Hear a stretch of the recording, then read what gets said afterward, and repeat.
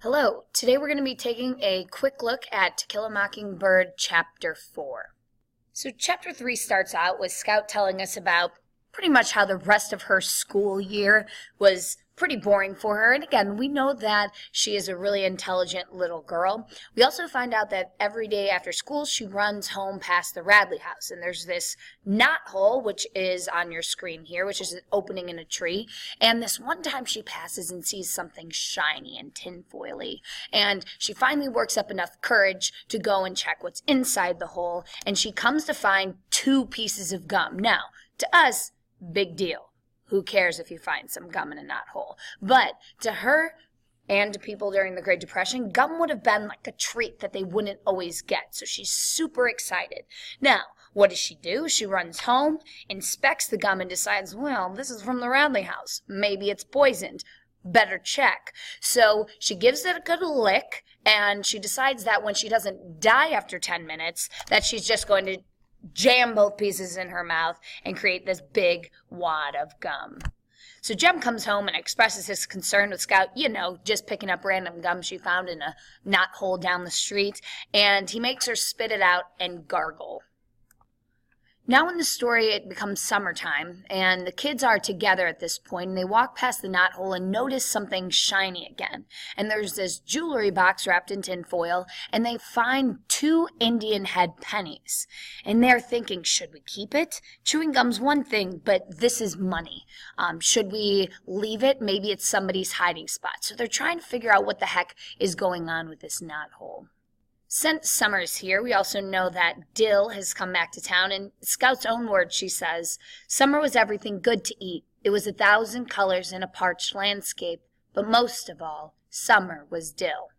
Now, keep in mind, this is the Great Depression. There's no TVs or a ton of things to do. So one of their forms of entertainment is to put each other in a tire and push it down the street that they live on. So they're horsing around a little bit, and Scout ends up flying down the street in a tire, which ends up dumping her in none other than the Radley front yard. When Scout realizes whose yard she stumbled into, she freaks out, she panics. The boys are yelling at her to run away from the house, so she does, and it's clear that she's more freaked out by the situation than the boys are. Now, this gives Jem the idea to create a new game, and they call the game Boo Radley.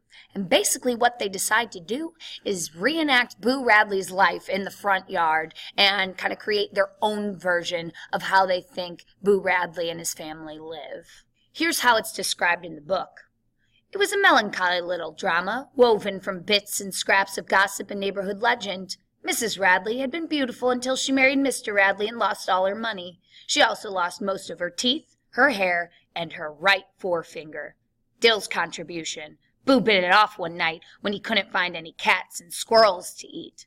She sat in the living room and cried most of the time, while Boo slowly whittled away all the furniture in the house. The 3 of us were the boys who got into trouble.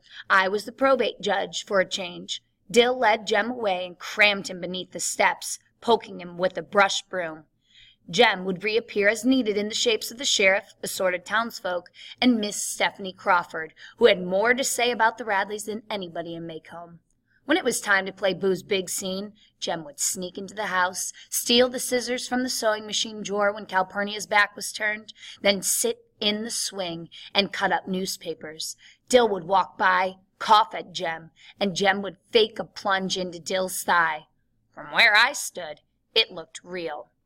So we could see just by this description of the game that they were playing that a lot of the details are over-exaggerated, like Mrs. Radley lost most of her teeth and that Boo bit her forefinger off. And it's clear that the kids don't see any problem in reenacting and kind of taking joy in recreating what they believe to be the Radley's life and to over-exaggerate it for their own entertainment. So Atticus stumbles upon them playing this game one day when he's coming home from work. And what ends up happening is he doesn't explicitly forbid them from playing this game, but he clearly knows something's up, and he kind of gives them a scolding saying, like, oh, leave the Radleys alone.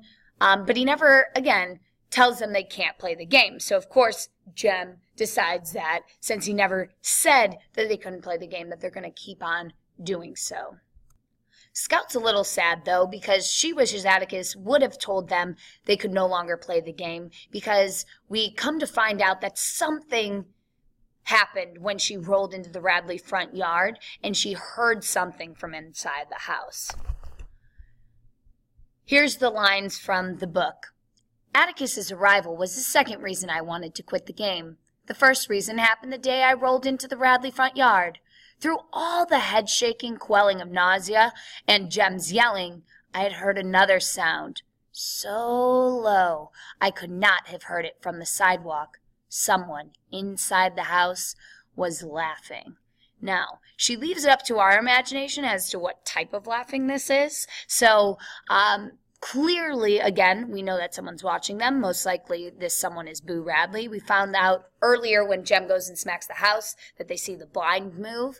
So again, this is just another piece of proof that someone is kind of watching these games that the kids are playing. And it freaks Scout out, especially because the game they're playing now is Boo Radley, where they reenact Boo Radley's life. So who knows? He's probably watching them as they're playing this weird game that they've created.